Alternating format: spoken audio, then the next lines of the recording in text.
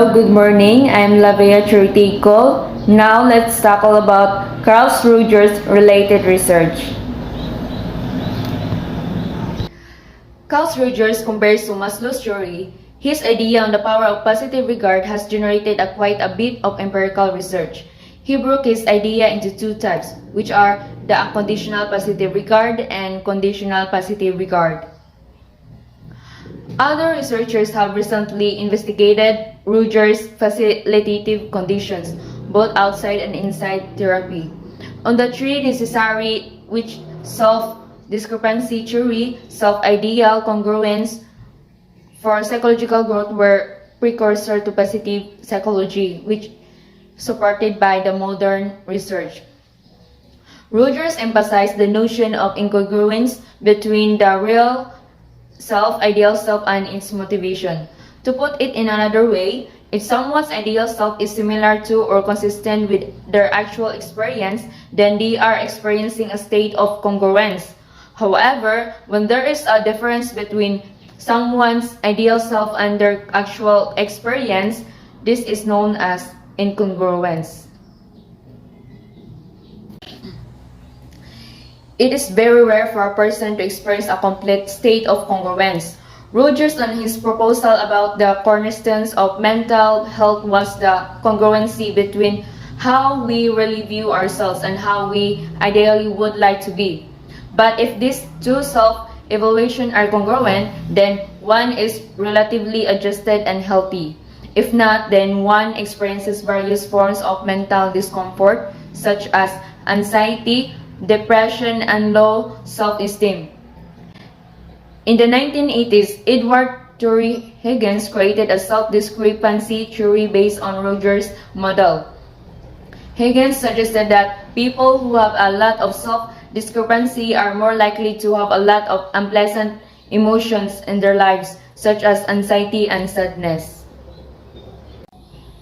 When people are more self-aware or self-focused, Ann Phillips and Paul Sylvia in 2005 predicted that the negative emotion experienced from either real ideal or real out discrepancies will be the largest. When they compared individuals who completed their surveys in front of the mirror to those who are not, their theory was confirmed. Further research on self-discrepancies, it was then predicted by Raquel Cologero and Neil Watson, a unique form of self-consciousness they term as a chronic social self-consciousness. They examine whether individuals perceive real ideal and real out discrepancies. Thus, in their findings, among the 8 undergraduates, real out discrepancies but not real ideal predicted chronic social self-consciousness in females but not in males. One area of research where Rogers' ideas continue to be influential is goal pursuit. Setting and pursuing goals is a way for people to organize their lives in a way that leads to desirable outcomes and adds meanings to daily activities. Rogers states that incongruence is a source of psychological distress who does not sufficiently overlap with his or her self-concept, and this incongruence can be represented in the goals the person chooses to pursue. Just like, for example, a person may pursue the goal to do well in biology but does not even like biology or may not even need it for his or her goal or being an architect.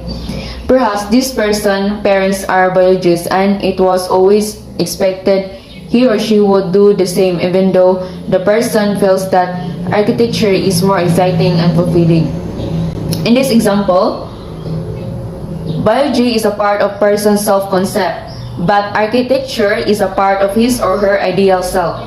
As a result, the incongruence between the two can be a source of distress. Critics of Rogers. Rogers' person-centered theory is one of the most meticulously crafted of all personality theories, meeting each of the 6 requirements for an effective theory admirably, which points to ask by how will does Rogerian theory satisfy the 6 criteria of a useful theory? So first, does it generate research and suggest testable hypotheses? Second, we rate Rogerian theory high on falsifiability. Third, does person-centered theory organize knowledge into a meaningful framework?